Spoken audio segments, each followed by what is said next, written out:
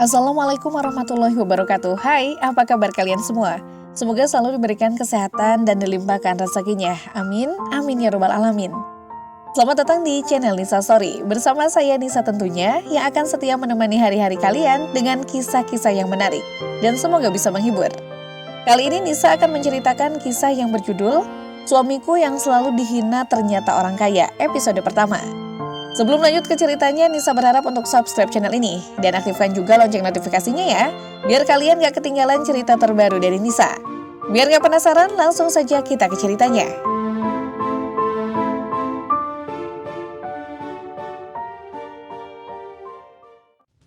Han, sini.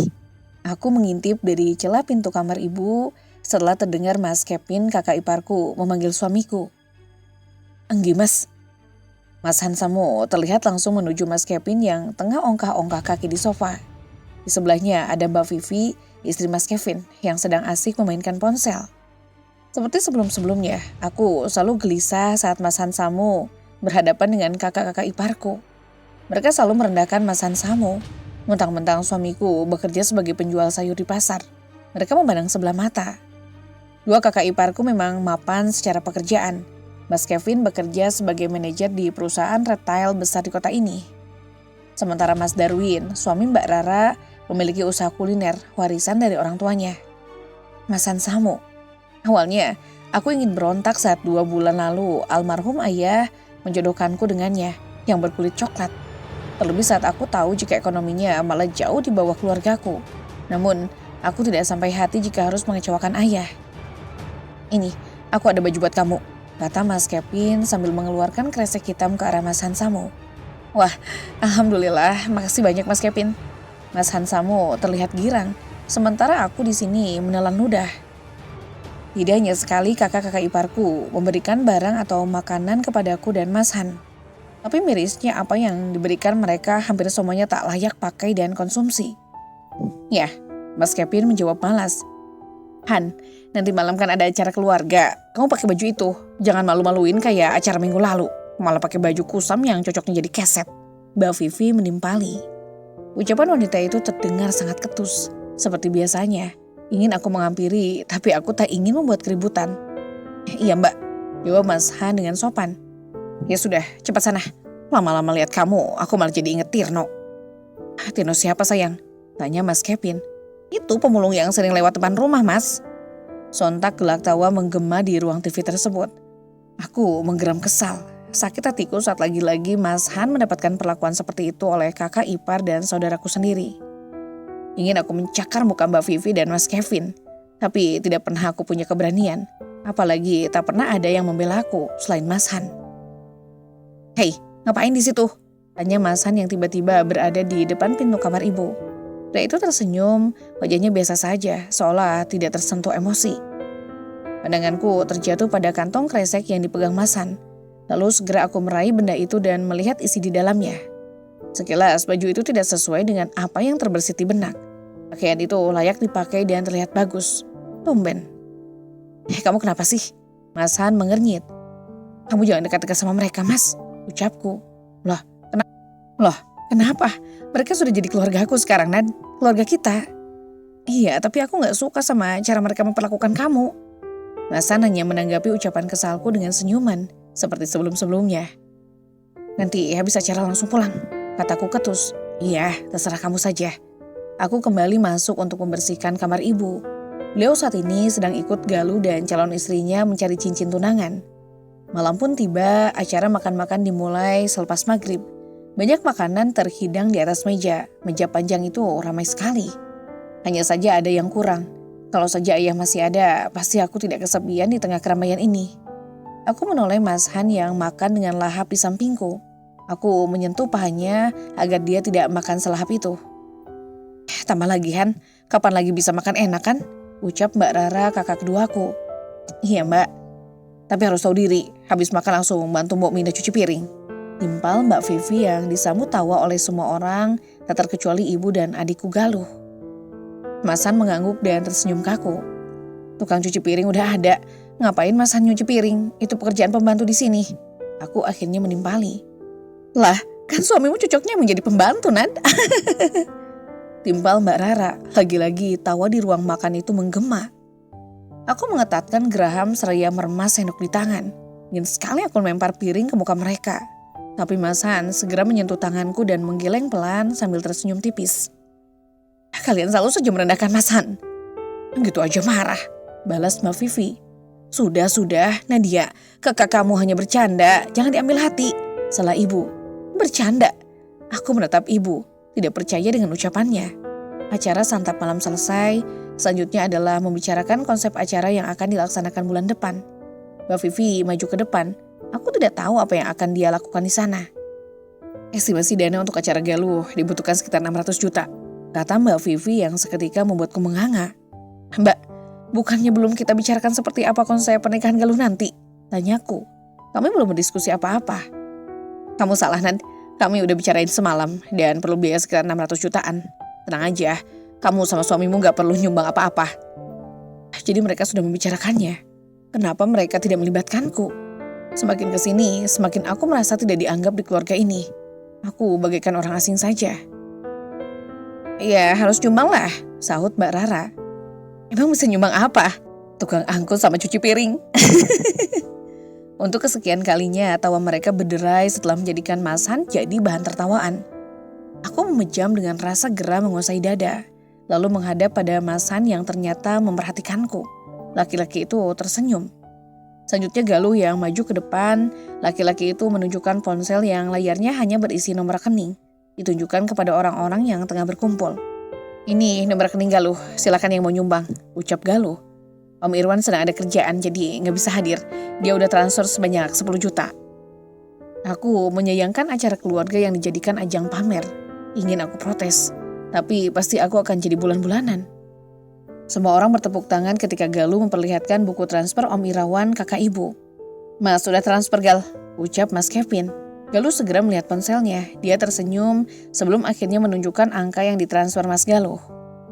50 juta. Seru Galuh, membuat ruangan riuh dengan sorakan dan tepuk tangan. Hal yang sama juga dilakukan suami Mbak Rara. Laki-laki itu menyumbang sebanyak 70 juta. Ruangan semakin riuh tak terkendali. Sekarang giliran Han sama Nadia, ucap Mbak Vivi. Semua orang di dalam ruangan itu menatapku dan Mas Han bergantian. Asal ada aja Nad, 20 ribu juga gak apa-apa. Imbu Mbak Vivi yang terdengar seperti ejekan. Rasanya aku menyesal telah hadir di acara ini. Acara yang aneh dan menyebalkan. Aku hendak bangkit dan pergi, tetapi Mas Han memegang tanganku. Kita pulang saja Mas. Tunggu sebentar, ucapnya. Pria itu bangkit dan berjalan ke depan. Entah mau kemana. Sekitar 1 menit kemudian Mas Han kembali. Galuh, coba cek rekeningmu, ucap Mas Han dengan tenang seraya tersenyum. Tawa sumbang kembali terdengar memenuhi ruangan. Hingga akhirnya redup perlahan saat Galuh terlihat membulatkan mata. Setukang cuci piring transfer 20 atau 25 ribu Gal? Tanya Mbak Vivi. 150 juta, ucap Galuh terbata. Seketika aku tercengang, begitupun dengan semua orang yang sebelumnya mengejek Mas Han. Aku menatap Mas Han yang sekarang duduk, wajahnya tenang tanpa sedikit pun menghiraukan orang-orang yang mengeluarkan bisikan-bisikan entah apa. Mas, tambah lagi punya kamu, masa kalah sama si Han sih? Bisik Mbak Vivi pada suaminya. Namun masih terdengar olehku karena aku duduk hanya berjarak beberapa sentimeter dari mereka. Mana ada lagi, saldo sisa beberapa juta aja sayang. Mas Kevin menjawab, wajahnya celingukan menatapku. Mau pulang sekarang? Tanya Mas Han Samu padaku. Sementara pikiranku masih belum bisa menerka-neka dari manakah Mas Han bisa mendapatkan uang sebanyak itu. Laki-laki itu hanya bekerja menjadi penjual sayur, tidak masuk akal kalau punya uang sebanyak itu. Lagi pula jika Mas Han punya uang banyak, aku malah tidak ikhlas jika disumbangkan begitu saja kepada Galuh. Mending beli rumah atau apa saja yang bisa membuat hidup kami lebih layak. Yalah, paling uang itu hasil lega dari sertifikat tanah di desa. Tiba-tiba Mbak Rara menyeletuk. Wajahnya tampak tidak senang dengan mata menatap sinis. Mas Han hanya tersenyum menanggapi ucapan keterlaluan kakak iparnya. Mbak itu ya, bisa gak mulutnya dijaga? Aku sudah tidak kuasa lagi untuk selalu diam. Biarkan saja mereka akan membuliku atau apapun. Aku tidak terima terus-terusan Mas Han dijadikan bahan rundungan dan ucapan pedas mereka. Kamu itu gak ada akhlak ya, ngomong sama yang lebih tua. Mbak Rara melotot. Mbak yang gak punya etika. Kalau Mbak gak mulai, aku gak bakal kurang ajar. Lagian aku capek kalian hina terus. Aku mengentakkan kaki sebelum akhirnya tanganku digenggam oleh Mas Han. Entah mengapa, mataku terasa berembun dan pandangan mengabur. Dasar cengeng, tertutup sebuah suara. Aku tahu itu suara Mbak Vivi. Aku segera berderap untuk keluar dari ruangan menyebalkan itu. "Hanan, mau kemana?" Terdengar suara ibu memanggil. Namun, aku tidak menghiraukannya. Ibu sama saja dengan mereka. Mentang-mentang suami kakak-kakakku memiliki ekonomi yang lebih beruntung, dia memanjakan mereka. Sementara aku hanyalah anak yang tidak dianggap di keluarga itu. Aku hanya orang asing. Aku tidak berguna. Sejak aku remaja, aku memang mendapatkan porsi perhatian yang berbeda dari saudara-saudaraku. Di saat Mbak Rara, Mbak Vivi, dan Galuh merengek meminta sesuatu, ibu dengan cepat mengabulkan keinginan mereka. Dulu aku pernah berkeinginan untuk melanjutkan belajar di universitas, tapi ibu keberatan. Dia bilang kuliah membutuhkan biaya yang tidak sedikit. Namun ketika Galuh lulus SMA dan pemuda itu mengutarakan maksud kuliahnya, ibu setuju begitu saja. Bahkan ibu sama sekali tidak keberatan saat Galuh mengatakan ingin masuk di kampus ternama yang biayanya segunung. Berkali-kali aku merenungkan statusku di keluarga itu. Jangan-jangan aku hanyalah anak pungut. Tapi ayah dengan kesabarannya mengatakan bahwa aku sama seperti mereka, sama anak ibu dan ayah. Mas Han tersenyum ketika aku menoleh, lalu pria itu mengeluarkan sebuah tisu saku dari saku kemejanya dan memberikannya padaku. Aku menatap pria di sampingku, rasa penasaran dari mana Mas Han mendapatkan uang 150 juta kembali tumbuh. "Sudah, jangan nangis lagi," ucapnya. "Kamu gak tahu rasa sakit yang aku rasain." "Aku tahu." "Kenapa cuma diam saat mereka menghina kita?" Mas Han terlihat menghela napas panjang, mengarahkan pandangan ke arah depan sana. "Apa bedanya kita dengan mereka kalau kita juga bersikap sama?" Ucapan Mas Han membuat isakanku berhenti, namun tetap saja rasa geramku mendorongku untuk tetap ingin membalas perbuatan mereka. "Tapi mereka udah keterlaluan." Mas Han berbalik, lalu mengambil tisu di tanganku. Laki-laki itu tidak menanggapi ucapanku, dia mengambil selai tisu kemudian mengusapkannya pada pipi ini yang dirayapi basah. Aku terperangah oleh aksi Mas Han. Selama 2 bulan menjadi istrinya, baru kali ini dia menunjukkan sikap romantis. Bahkan, aku dengannya belum melalui malam pertama yang konon menjadi malam paling didamba oleh hampir semua pasangan di dunia. Bagaimana akan menjalani malam pertama, sementara aku belum mencintainya? Mas Han pun tidak menuntut aku untuk melayani secara biologis. Dia hanya tersenyum dan mengangguk saat aku meminta maaf karena belum siap. "Ayo, jangan melamun," ucap Mas Han membuatku tersadar dari lamunan. Mas Han rupanya sudah berada di atas motor gigi butut miliknya. Motor keluaran 2004 yang spionnya hanya sisa yang sebelah kanan. Setengah jam kemudian, aku dan Mas Han sampai di rumah kontrakan kami. Rumah yang menjadi pelabuhan terakhir saat ibu memintaku untuk mencari rumah setelah menikah dengan Mas Han. "Bagaimanapun tinggal berdua dengan suami itu impian semua pasangan, Nan. Pikiran kamu akan lebih terbuka, bebas," ucap ibu suatu ketika. Tutur katanya lembut, tapi aku memiliki firasat kurang baik. Ibu seolah tidak menginginkan aku untuk tetap tinggal bersamanya. "Mas Han," ucapku saat kami masuk ke rumah kecil itu. Dia itu menoleh dengan dahi berkerut. Aku ingin bertanya terkait kejanggalan yang kurasakan tentang uang yang dia berikan pada Galuh. "Mas, dari mana kamu dapat uang sebanyak itu?" Mas Han tersenyum, lalu menggeleng pelan, senyumnya berubah tawa kecil. "Memangnya apa yang lucu coba?" "Mas, aku serius." "Anggap aja yang mereka katakan itu benar," katanya dengan enteng. "Uang sebanyak itu mending buat kita beli rumah." Mas Han menghentikan senyumnya. "Nanti insya Allah kita akan punya." Aku hanya bisa memejam.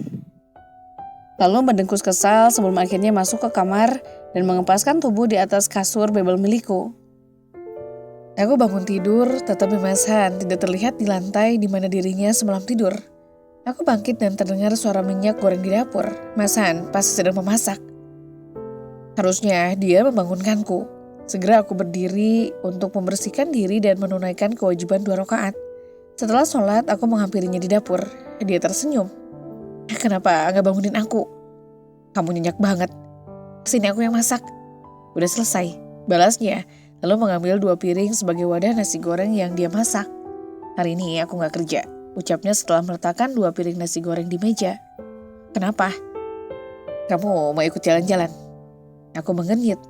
"Kemana?" "Nanti juga kamu tahu." Aku menghembuskan napas pasrah. Mas Han selalu saja main teka-teki. Seperti hidupnya yang sulit kutebak, sekitar jam 9 kami berangkat. Dengan sepeda motor bututnya, dia ternyata membawaku ke sebuah butik dan toko sepatu ternama. Tentu saja aku terkesiap. Aku memandang Mas Han lama. Masih ada sisa uang semalam, ucapku sambil tersenyum. Hingga semua aku kasih ke Galuh. Cukup untuk beli rumah. Kalau rumah, nanti kalau tabungan cukup. Kamu nabung? Iya, laki-laki itu melangkah masuk, disambut oleh pramudiaga yang senyumnya tampak dipaksakan. Mungkin karena pakaian kami yang seperti orang berekonomi di bawah rata-rata. Lihat berbeda sekali caranya menyambut terhadap orang kaya-kaya berdompet tebal. Beda sekali nasib orang miskin seperti. Baru saja aku bermonolog, terdengar sambutan sangat ramah penjaga butik tadi. Aku terkesiap melihat siapa yang datang. Loh, kamu di sini, Nad? Tanya Mbak Vivi. Dia bersama suaminya Galuh dan wanita cantik yang kuyakini adalah pacarnya. Iya, punya duit. Aku menelan ludah. Kenapa di saat seperti ini harus bertemu dengan orang-orang seperti mereka? Mas Han sudah tidak terlihat. Dia masuk ke lorong sebelah. Ingin aku segera menyusul Mas Han, tapi suara Mas Kevin membuatku urung. Palingan cuma lihat-lihat aja, sekalian numpang adem. Gelak tawa terdengar menggema. Mataku terasa panas oleh kata-kata mereka yang semakin pedas saja. Hingga sejurus kemudian, aku terhenyak oleh ucapan Mas Han yang membuat orang-orang sombong itu semua terbungkam. Jangan pernah menghina Nadia lagi, atau kalian akan menyesal. Semua orang yang sebelumnya menertawakanku seketika berhenti. Pandangan mereka semua tertuju pada Mas Han yang melangkah dari ujung lorong menghampiriku. Aku tidak tahu mengapa Mas Han kali ini begitu berani menentang ucapan Mbak Vivi dan Mas Kevin. Apakah karena terlalu muak melihat tingkah mereka yang sangat jauh dari etika? Namun baru saja Mas Han berhenti melangkah dan berdiri di dekatku, tawa mereka kembali menggema. Han, memangnya apa yang bisa kamu lakukan, ha? Mbak Vivi mendelik ke arah Mas Han. Menyesal dia bilang. Kali ini Mas Kevin yang menimpali ucapan istrinya. Memangnya siapa dia? Sementara Mas Han hanya dia menatap mereka bergantian. Padahal aku berharap Mas Han kembali mengeluarkan kalimat yang berani. Atau jika saja suamiku itu bisa bela diri, aku ingin dia menghajar mereka satu persatu. Namun sayangnya sepertinya aku hanya bermimpi. Kalian benar-benar keterlaluan. Kalian benar-benar jahat. Aku doakan hidup kalian sengsara. Aku berteriak. Aku benar-benar muak dengan sikap mereka. Tapi sialnya, aku tak kuasa menahan diri untuk tidak menangis. Mereka kembali menertawakanku. Puas kalian, puas. Aku menatap Mas Kevin, Mbak Vivi, juga Galuh dan pasangannya. Lalu segera berlari keluar. Beberapa orang yang sedang berada di dalam butik tersebut memandangku penuh keheranan juga prihatin. Mas Han mengejarku yang berlari ke ujung teras gedung. Aku menangis di sana. Mas Han hanya berdiri dengan telapak tangan tersemat ke dalam saku celananya sambil memandangku lekat-lekat. Mas Han, katakan kalau kamu bisa membuat orang-orang itu benar-benar menyesal. Aku berbalik dan menyentuh kerah baju Mas Han. Suaraku bergetar. Kamu laki-laki yang penuh kejutan. Tolong lakukan sesuatu agar mereka suatu saat mengemis maaf kita. Aku muak, Mas. Aku gak tahan. Aku terduduk dengan tangis kembali mengencang. Dan mengapa aku bisa segila ini? Mengharapkan Mas Han membalas mereka. Membuat mereka benar-benar menyesal dengan segala sikap menyebalkan dan melampaui batas mereka. Aku harusnya sadar, ini bukan cerita fiksi yang bebas kukarang sebagaimana aku inginkan. Ini takdir yang sudah Tuhan gariskan. Ini garis hidup yang sepatutnya kujalani dengan lapang dada dan sabar. Mas Han menjongkok, ia menyentuh kedua pundakku. Setiap manusia akan mendapatkan balasan dari sikap mereka. Katanya dengan santainya, aku juga tahu itu, tapi kapan? Tapi kapan? Aku benar-benar gak kuat, Mas. Secepatnya, ucap Mas Han pelan sambil menatap kosong ke langit yang pagi ini terlihat begitu cerah. Aku terduduk mengusap wajah yang basah. Ayo bangun, kamu beli pakaian apa saja yang kamu mau, ucap Mas Han. Aku mengangkat wajah melihat wajah Mas Han yang dihiasi seutas senyum lembut. Aku mau pulang, ucapku serak. Loh, aku sudah siapkan uang buat kamu beli pakaian. Orang-orang itu bikin aku malas, Mas. Udah, aku mau pulang. Aku sampai gak kerja ini. Aku mau pulang, Mas. Kita pindah toko aja, gimana? Aku mau makan, ucapku. Berhadapan sama orang-orang sombong bikin perut lapar. Mas Han terlihat mengembungkan pipi, lalu mengembuskan napas kasar. Ya udah, Mas Han membantuku bangkit sebelum akhirnya kami berjalan menuju sepeda motor yang terparkir di halaman toko. Suamiku berjalan terlebih dahulu. Dia menunggu tukang parkir yang mendatanginya. Hingga kemudian terdengar suara Mbak Vivi. Kan benar mas, mereka cuma numpang hadap di sini, celetuk Mbak Vivi. Aku menoleh dengan perasaan geram pada wanita yang berdiri di depan pintu kaca butik. Dia bersedekap dada, Mas Kevin di sebelahnya tersenyum angkuh. Mana mampu mereka beli pakaian di sini, timpal Mas Kevin. Tak mau buang-buang kata, aku menghampiri Mbak Vivi. Sepertinya saat ini waktunya aku memberi pelajaran iblis betina itu dengan tanganku sendiri. Mau apa kamu? Tanya Mbak Vivi dengan mata mendelik. Dengan cepat aku melayangkan telapak tangan mengenai pipi kanannya. Wanita itu seketika terpekik, tetapi Mas Kevin tidak tinggal diam. Berani kamu menampar istriku? Mas Kevin menarik tanganku dengan kasar. Kemudian dengan keras dia menamparku sebagaimana kulakukan pada Mbak Vivi. Nadia, jangan tanya sakitnya seperti apa. Aku seperti terlempar, tubuhku ambruk ke lantai. Mas Han menghambur ke arahku. Aku memandang danar Mas Kevin. Rasa benci beranak pinak membuat dadaku terasa sesak. Mas Han bangkit dan menghampiri Mas Kevin dan Mbak Vivi. Namun, seorang satpam dan beberapa orang menengahi. Semua orang di dalam gedung berkerumun menyaksikan aksi kekanak-kanakan yang sedang dilakukan orang dewasa. Mas Han kembali mendekatiku yang kini sudah berdiri. Orang-orang satu persatu bubar setelah keadaan kembali kondusif. Kami dibawa ke pos satpam. Pria berseragam mirip polisi itu memberikan wejangan kepada kami, terutama Mas Han dan Mas Kevin, agar tidak mengulangi hal serupa yang begitu memalukan. Kami memang saling berjabat tangan, tapi api benci di dalam dadaku masih membara. Aku dan Mas Han segera pergi dari tempat itu. Hancur sudah rencana Mas Han untuk membawaku berbelanja. Kita ke mall mau. Mas Han dengan cepat mendinginkan hatinya, terlihat dari sikap dan gurat wajahnya. Kita pulang. Makan gimana? Enggak, aku mau pulang, tegasku. Hari ini aku benar-benar tidak berselera melakukan apapun selain menghabiskan waktu dengan tidur. Kamu boleh saja benci atau kesal sama orang lain, tapi jangan sampai hal itu membuatmu lemah. Apalagi sampai melewatkan hak yang kamu punya. Ucap Mas Han, itu adalah kalimat terpanjang yang pernah ku dengar dari mulutnya. Kita cari makan, tapi bungkus makan di rumah. Balasku setelah sebelumnya hanya terdiam lama. Benar kata Mas Han. Saat ini perutku memiliki hak dan aku butuh asupan energi untuk menghadapi hari-hari besar selanjutnya. Oke, Mas Han menjawab singkat. Pria itu menawariku membeli makan di restoran-restoran mewah, tapi aku memutuskan untuk membeli kudapan segar di tepi jalan. 3 kantong dikaitkan di pengait sepeda motor Mas Han. Kami tiba di rumah tepat tengah hari. Kami segera duduk di depan TV dengan lesehan. Di sela menyantap kudapan segar itu, lagi-lagi aku teringat pertengkaran dengan Mbak Vivi. Bahkan tamparan Mas Kevin masih terasa pedas di pipiku. Refleks aku menyentuh pipiku yang masih terasa panas. Masih sakit. Aku menatap Mas Han tanpa menjawab pertanyaannya. Kalau aja aku nemuin botol terus keluar jin dan ngasih 3 permintaan. Mas Han terkekeh lalu menggeleng. Tak memedulikannya, aku menatap ke depan dengan pikiran menerawang. Aku bakal minta ayah hidup lagi. Minta dikasih kekayaan melebihi kekayaan Raffi Ahmad. Dan minta tolong orang-orang yang sombong itu dapat ganjaran yang bikin mereka nyesal seumur hidup. Aku merasakan ada yang menyembul dari kelopak mata. Pandanganku memburam. Mas Han bangkit lalu ke dapur. Entah dia mau kemana. Terdengar guyuran air di WC. Namun setelahnya pria itu tak kunjung kembali. Hingga akhirnya terdengar suaranya sedang berbicara. Penasaran dia berbicara dengan siapa, aku berniat mendatangi Mas Han. Rupanya dia sedang menelepon, menghadap ke belakang rumah dari pintu yang sengaja dia buka. Kevin Aprilianto. Aku menghentakkan langkah tepat di ambang pintu ketika mendengar Mas Han menyebut nama Mas Kevin, suami Mbak Vivi. Tidak, jangan pecat, demosi saja. Demosi.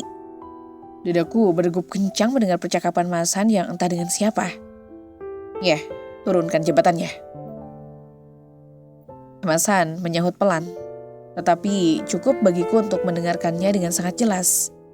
Mas Han memutus sambungan telepon lalu memasukkan telepon genggamnya ke dalam saku celana kainnya. Aku masih mematung di bawah bingkai pintu. Cakapan Mas Han dengan seseorang tadi itu sangat jelas kemana arahnya. Mas Han berbicara seolah seperti orang yang memiliki kekuasaan dalam sebuah perusahaan yang bebas menurunkan atau menaikkan jabatan bawahannya. Atau apakah aku salah dengar? Ngapain diam di situ? Lamunanku memburai. Mas, kamu ngomong sama siapa? Sama temen. Aku menelisik wajahnya. Kamu menyebut nama Mas Kevin. Kamu juga menyuruh agar Mas Kevin didemosi. Kamu salah dengar. Aku menggeleng. Mas Han melangkah melewatiku, tetapi aku mengikutinya. Aku harus tahu siapa dan apa yang sedang dirinya sembunyikan. Aku gak tuli, Mas. Telingaku masih berfungsi dengan baik. Mas Han berbalik. Lelaki jangkung itu menatapku lekat-lekat. Jarak wajah kami hanya beberapa senti saja, hal itu membuatku canggung. Aku memang menyebut kata demo tentang rencana warga negara Indonesia yang ingin mendemo ketum PSSI agar mundur setelah peristiwa Kanjuruhan, bukan emosi. Kamu bohong, kamu orang kaya yang nyamar kan? Mas Han terbengong mendengar pertanyaanku. Hingga detik berikutnya pria itu tertawa. Kamu kebanyakan nonton drama. Mas, jawab jujur. Kamu berhalusinasi. Kali ini aku yang terdiam. Apakah benar aku salah dengar gara-gara berhalusinasi? Tapi, ayo, nanti gak enak kalau esnya udah cair.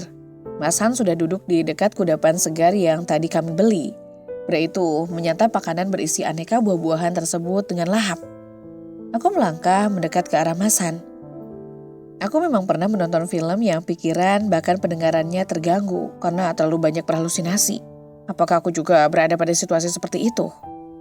Kami memakan kudapan tanpa ada yang berbicara. Aku sibuk dengan pikiranku, entah kalau dengan Mas Han. Selepas menunaikan sholat zuhur berjamaah bersama Mas Han, kami beristirahat. Dering ponsel terdengar dari dalam kamar, membuatku bangkit. Ternyata ibu yang menelepon. Aku mengembuskan napas. Pikiran negatif yang tumbuh membuatku malas untuk menjawab panggilan dari wanita setengah baya itu. Tapi bagaimanapun aku harus menjawab panggilan ibu, agar dia tidak murka. Kata Mas Han, membuat orang tua murka dosa. Usai menarik napas dalam-dalam, ponsel kurai sebelum akhirnya menggeser icon jawab. Nadia! Suara ibu langsung terdengar kencang. Sepertinya dia sedang marah. Tentu saja aku terkejut. Ada apa, Bu? Kamu itu ya kok makin hari makin kurang ajar. Aku menelan ludah. Kenapa ibu nelpon langsung marah-marah begitu? Perasaan aku tidak pernah bersikap kurang ajar padanya. Apa maksud ibu? Tanyaku dengan emosi sedikit menguap. Masih nanya, ngapain kamu nampar kakakmu? Di depan umum lagi. Aku memejamkan kedua mata. Ternyata Mbak Vivi mengadu kepada ibu. Perempuan itu pasti berkata yang tidak-tidak tentangku. Menyembunyikan fakta bahwa dirinya lah yang pertama menyulut api amarah. Karena dia pantas mendapatkannya. Jawabku. Apa kamu bilang? Kamu itu makin gede bukannya makin punya etika. Percuma ibu sukain kamu sampai tamat SMA kalau masih gak punya akhlak seperti ini. Kenapa harus aku sih, Bu? Mbak Vivi yang mulai duluan. Dia gak hina aku, bukan cuma sekali. Dia, Mbak Rara dan suami-suami mereka juga selalu menghina aku. Sama Mas Han setiap kali ketemu. Apa itu wajar? Enggak, Bu. Mereka yang kurang ajar duluan sama aku. Mereka pantas kalau digituin. Tak terasa mataku berembun. Kamu itu kenapa sih gak bisa bedain orang bercanda sama enggak, Nadia? Jangan diambil hati. Mereka bukan bercanda, Bu. Alah, kamu itu kok berperan banget. Mendengar ibu begitu kekeh membela kakak-kakakku, aku terisak. Sudah, jangan nangis, jangan ulangi lagi, ucap ibu dengan suara lebih pelan. Kini kepalaku semakin diusik oleh rasa penasaran. Apakah aku memang bukan anak kandung ibu dan ayah? Aku tak menjawab ucapan ibu. Besok acara lamaran Galuh, jangan lupa datang, kita rombongan berangkat. Ibunya. Lagi-lagi aku hanya diam, tidak berselera menjawab, apalagi mengiyakan. Di situasi seperti ini, rasanya aku tidak akan pergi saja. Aku anak yang tidak dianggap. Apa bedanya aku datang atau tidak? Aku mematikan sambungan telepon lalu menjatuhkan bobot di tepi dipan yang menimbulkan derit saat kududuki. Dari ekor mata, aku melihat Mas Han di bawah bingkai pintu. Laki-laki berkaos oblong putih itu pasti mendengar semuanya. Aku mau keluar sebentar, katanya sambil melangkah masuk dan meraih jaket hitam bertuliskan sebuah merek sepeda motor dan mengenakannya. Mau titip apa? Pria yang sudah mengenakan jaketnya itu berbalik menghadapku. Aku menggeleng. Aku sedang tidak berselera apa-apa saat ini. Meski penasaran, aku tidak bertanya mau kemana dirinya. Atau mau ikut. Lagi aku menanggapi pertanyaannya dengan gelengan. Pria berjenggot tipis itu tersenyum kecil lalu melangkah keluar. Tak lama kemudian, deruhan sepeda motornya terdengar. Aku merebahkan diri, memejamkan mata, hingga entah beberapa menit selanjutnya aku sudah terlelap. Azan asar membuatku terbangun dan membuka mata. Aku bangkit merenggangkan otot lalu keluar kamar. Rumah tampak sepi, tidak ada tanda-tanda kepulangan Mas Han. Katanya sebentar, ini kok sampai 1 jam lebih belum juga pulang. Sambil menunggu, aku memilih menunaikan sholat asar. Tepat ketika aku menyelesaikan doa, Mas Han datang. Dia itu membawa 2 kantong yang isinya entah apa. Aku bangkit melepas mukena dan menggulungnya bersama sajadah. Itu apa? Baju buat kamu, jawab Mas Han sambil mengulurkan kantong hitam yang katanya berisi baju. Kamu keluar buat beli ini? Besok acara lamaran Galuh. Tahu dari mana? Dari Sumedang. Rasanya aku ingin tertawa mendengar jawaban Mas Han. Apalagi melihat ekspresi datarnya yang tanpa senyum. Tapi aku berusaha menahannya. Aku serius, Mas. Nggak sengaja dengar pas ibu bicara sama Mbak Rara kemarin. Aku tak lagi bertanya, sibuk mengeluarkan gaun yang tampak sangat mahal tersebut. Beli di mana, Mas Han? Gaun sebagus ini, kenapa wadahnya kantong kresek hitam?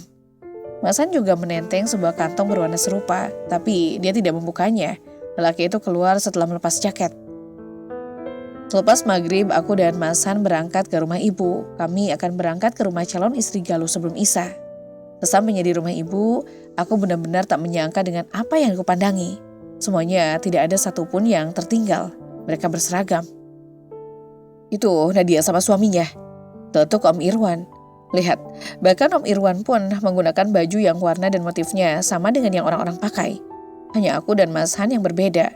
Ini jelas sudah kalau aku memang tidak dianggap.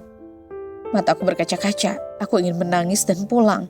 Tapi tiba-tiba Mas Han menggenggam telapak tanganku. Dia itu membawaku menuju anggota keluarga yang berkumpul. Namun di sana tidak kulihat Mbak Vivi dan Mas Kevin. Apa mereka belum datang? Mau kemana? Mas Han bertanya dengan suara setengah berbisik ketika melihatku bangkit dari sofa. Ke toilet. Aku segera berdekap untuk menuju kamar mandi. Namun langkahku terhenti saat mendengar percakapan 2 orang di dapur. Mas, kok bisa sih kamu turun jabatan? Gimana aku tahu sayang, aku juga bingung. Kalau gini, mending kamu cari kerja lain. Mana bisa kita bayar cicilan mobil sama cicilan bank kalau jabatan kamu cuma kerja sebagai staf marketing. Jadi manajer aja karena masih kurang. Kamu pikir cari kerja gampang apa? Ya terus gimana dong Mas? Tenang, kita masih punya proyek pernikahan Galuh. Terdengar tawa kecil di ujung kalimat Mas Kevin. Shh, jangan kenceng-kenceng Mas. Ayo kita gabung sama mereka. Jantungku berdegup kencang. Jadi estimasi biaya 600 juta pernikahan Galuh hanya settingan mereka saja. Aku membekap mulut tidak percaya dengan apa yang aku dengar. Biaya pernikahan 600 juta awalnya memang terdengar tidak masuk akal. Tapi aku mengabaikan kejanggalan tersebut. Mengingat Galuh anak bungsu, ibu mungkin ingin membuat pernikahan Galuh semeriah mungkin. Sekarang ternyata ada yang memanfaatkan ibu. Bahkan hal itu dilakukan oleh orang yang selalu dibela ibu, anak kandungnya sendiri. Aku terlonjak saat terdengar deheman tepat di dekat telingaku. Mas Han, aku terpekik. Ngapain di sini? Tanyanya dengan wajah tanpa rasa bersalah sama sekali. Lagi pula, sejak kapan dia berada tepat di belakangku dan begitu dekat? Sejak kapan kamu di sini? Tanyaku. Belum sempat Mas Han menjawab, suara lain menginterupsi. Kalian nguping. Mbak Vivi muncul dengan wajah khasnya yang sinis. Suaminya berdiri di sampingnya, menatapku dan Mas Han secara bergantian. Kalau iya kenapa? Tantangku. Dasar gak ada etika. Mbak yang gak ada etika. Kenapa Mbak manfaatin ibu? Tanyaku. Apa yang kamu katakan? Aku dengar semuanya. Tega-teganya Mbak sama Mas Kevin manfaatin ibu.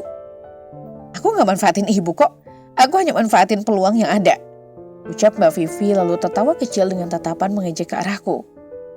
Ibu bakal tahu secepatnya. Kamu ngancam aku. Ibu harus tahu kalau anak kesayangannya udah menipunya. Mbak Vivi dan Mas Kevin tertawa. Perempuan itu mendekat dengan mata mendelik. Aku menelan ludah, nyali agak menciut. Silakan saja. Kamu pikir ibu bakal percaya sama kamu? Aku mengerjap. Dalam hati membenarkan ucapan Mbak Vivi. Sama ini yang paling dipercaya ucapannya oleh ibu hanyalah kakak-kakakku. Kenapa diem? Mbak Vivi benar-benar iblis. Apa kamu bilang? Wajah Mbak Vivi terlihat merah padam. Matanya melotot membuatku agak takut. Kamu iblis. Tepat setelah 2 kata itu aku ucapkan, tangan Mbak Vivi terangkat yang membuatku seketika memejam. Lepas. Aku membuka mata dan mendapati Mbak Vivi berontak sebab tangannya dicekal oleh Mas Han. Mbak Vivi tampak meringis kesakitan, sementara Mas Han hanya menatapnya datar tanpa suara. Hingga akhirnya tubuh suamiku terpental ke tembok didorong oleh Mas Kevin. Mas, aku segera menghampiri Mas Han. Kamu gak apa-apa? Tanyaku khawatir. Bunda itu hanya mengangguk dan masih sempat-sempatnya tersenyum kepadaku. Mas Kevin melangkah mendekat ke arah kami dengan wajah sangar. Dia tampak sangat marah sebelum akhirnya meremas kerah ke meja Mas Han. Sekali lagi kamu menyentuh istriku, aku tidak akan segan-segan membunuhmu. Ancam Mas Kevin sambil mendelik. Aku memukul-mukul tangan Mas Kevin agar melepaskan cengkramannya, namun percuma. Tangan Mas Kevin begitu kokoh. Hei, ada apa ini? Terlihat Mbak Rara datang dengan tergesa. Di belakangnya ada Mas Darwin, suaminya juga galuh. Mas Kevin mendorong tubuh Mas Han hingga kembali menghantam tembok. Si Nadia membuat ulah, ucap Mbak Vivi. Mbak yang buat ulah. Tentu saja aku tidak terima selalu dijadikan kambing hitam oleh mereka. Sudah, Mbak Rara terlihat frustasi. Ada apa ini? Suara ibu terdengar. Orang semakin ramai saja, Om Irwan juga turut datang. Nadia membuat ulah lagi, Bu. Aku terperangah oleh ucapan Mbak Vivi. Dia bohong, Bu. Dia yang buat ulah duluan. Aduh, pusing ibu dengar kalian kelahi. Kayak anak kecil. Kalian itu udah dewasa. Udah punya suami, udah berkeluarga. Hentikan bersikap seperti anak-anak. Tapi Mbak Vivi yang mulai, Bu. Udah, Nad. Ini acaranya galuh. Kenapa malah buat keributan sih? Dadaku sesak mendengar ibu lagi-lagi memilih untuk menyalahkanku. Tenggorokanku terasa kerontang saat akan menelan ludah. Ibu kenapa selalu bela Mbak Vivi sama Mbak Rara? Mana dia bukan anak ibu? Suaraku bergetar. Rasa kecewa benar-benar mengganjal hati dan menyesakkan dada. Ibu gak bela siapa-siapa. Intinya siapa yang salah, dia yang harus ditegur. Bu, aku cuma membela diri. Bela diri dengan cara nampar. Aku tak percaya ibu mengungkit apa yang kulakukan pada Mbak Vivi dan menjadikanku seolah-olah biang dari masalah tersebut. Mataku berair membuat pandanganku memburam. Aku tak sanggup untuk menahan sesak hingga air mataku menyembul. Dasar cengeng. Mbak Vivi terdengar menyeletuk. Pelan tapi cukup untuk semua orang mendengarnya. Bu, ibu harus tahu kalau Mbak Vivi dan suaminya manfaatin ibu. Sembarangan kalau ngomong kamu Nadia. Mbak Vivi tampak geram. Suaranya begitu lantang. Nadia, kamu bicara apa? Itu kakakmu. Tegur ibu. Nadia, aku dengar sendiri mereka ngomong kalau biaya pernikahan Galuh cuma settingan. Mereka jadiin proyek, Bu. Nadia, bentak ibu. Dasar tukang fitnah, timpal Mbak Vivi. Mukanya melega setelah mengungkapkan apa yang aku dengar. Aku malah semakin merasakan sesak. Kenapa tidak ada yang percaya? Nadia, suara ibu memelan. Berusaha menyentuh tanganku, tapi dengan cepat aku menepisnya. Percuma aku di sini, ucapku dengan suara serak. Aku mengayun langkah untuk segera hengkang dari hadapan mereka semua. Mau kemana kamu Nadia? Terdengar suara lantang ibu, namun aku tidak menggubrisnya. Langkahku semakin cepat menuju keluar rumah. Nadia, tunggu. Biarin aja, Bu. Aku masih mendengar ucapan salah satu kakakku. Mas Han memegang tanganku saat langkahku membawaku ke halaman. Jangan pulang dulu, ucap Mas Han pelan. Kamu senang lihat aku dihina terus-terusan, diejek, dipermalukan, dijadikan kambing hitam. Kalau kamu begini, mereka akan semakin menganggap kamu lemah.